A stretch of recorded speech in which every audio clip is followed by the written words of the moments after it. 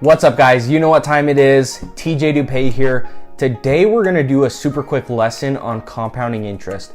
Now, if you don't know what compounding interest is, simply put, compounding interest is interest on top of interest. A cool rule you can use with compounding interest is called the rule of 72, and that's what we're going to go over today. The rule of 72 is used to find out how long it's going to take for you to double your money in an investment. Here's how it works. All you do is take the number 72 and divide it by your interest rate, and you'll get the number of years it takes to double your money. So let's say, for example, that you have an account or an investment with an interest rate that's compounding at 8%.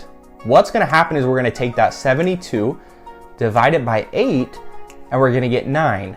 Every 9 years, that investment is going to double its money. So let's say that you have $10,000 in right now. In 9 years, that's going to be 20. In 18 years, it's going to be 40, and so forth. The rule of 72 makes it so that we never have to do this calculation the hard way, even though there's calculators on the internet that can do it for you. Next time you're on the go and thinking about an investment, try the rule of 72 and see if it's worth it. Thanks, guys.